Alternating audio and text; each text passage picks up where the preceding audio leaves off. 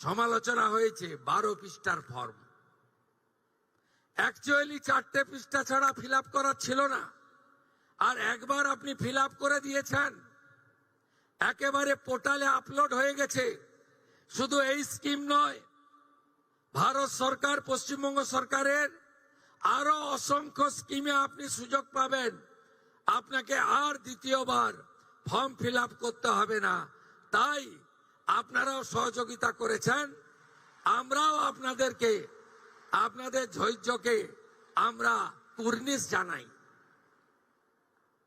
আমরা 4 দিন ব্যাপী যে জনকল্যাণ শিবির করেছিলাম, এই জনকল্যাণ শিবিরে 8,15,000 দিদি এবং বোন অন্নপূর্ণা যোজনায় নাম নথিভুক্ত করেছিলেন। খুশির খবর, আজকে যাদেরকে টাকা ট্রান্সফার হলো তাদের মধ্যে জনকল্যাণ শিবিরে আসা 8,15,000 প্রত্যেকেই তাদের অ্যাকাউন্টে টাকা পেলেন। শুধু তাই নয়, আমরা 3রা জুন বলেছিলাম যে আমরা মাসে একদিন টাকা ট্রান্সফার করব। এই ধরনের বড় অনুষ্ঠান হবে না, কিন্তু প্রত্যেক মাসেই আপনারা টাকা পেয়ে যাবেন অ্যাকাউন্টে। এবং যেহেতু ফর্ম ফিল আপ এবং ভেরিফিকেশন পোর্টালে আপলোডের প্রক্রিয়া চলছে, পুরো জুন মাস সময় দিয়েছি, পুরো জুলাই মাস সময় পাবেন, পুরো আগস্ট মাসও সময় পাবেন। অতএব একটা স্বচ্ছতার ভিত্তিতে আমরা কখনই বলি না যে বিজেপির টাকা, আমরা কখনোই বলি না মুখ্যমন্ত্রীর ব্যক্তিগত টাকা, আমরা কখনোই বলি না প্রধানমন্ত্রীর ব্যক্তিগত টাকা, আমরা বলি সরকারি টাকা, সরকারি প্রকল্প। যারা যোগ্য তারা পাবেন।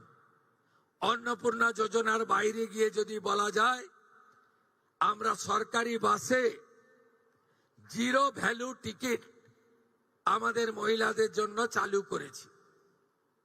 আমরা যেহেতু চালু করার সময় বেশি সময় পাইনি, আমরা এরপরে একটি পিঙ্ক কার্ড, গোলাপি কার্ড করে দেব, যাতে যারা প্রকৃতপক্ষে সরকারি বাসে ফ্রিতে চান মহিলারা, তারাই পাবেন।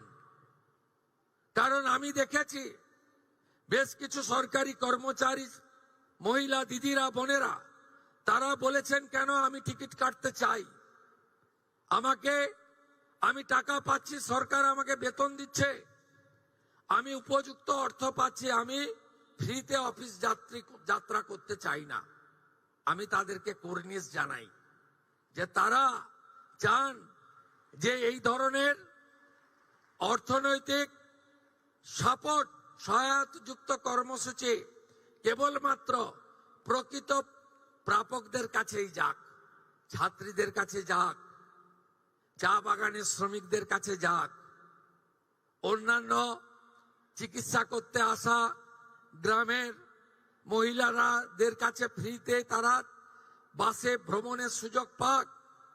তাই আমরা একটি পিঙ্ক কার্ড তৈরি করে দেব, তার ফলে যাদের সরকারি বাসে ফ্রি প্রয়োজন সেটা পাবেন। এই কাজে আমাদের বছরে প্রায় অতিরিক্ত 300 কোটি টাকা ভর্তুকি হিসাবে এনবিএসটিসি, ডাব্লিউবিটিসি এবং সাউথ বেঙ্গল স্টেট ট্রান্সপোর্ট কর্পোরেশনকে দিতে হচ্ছে।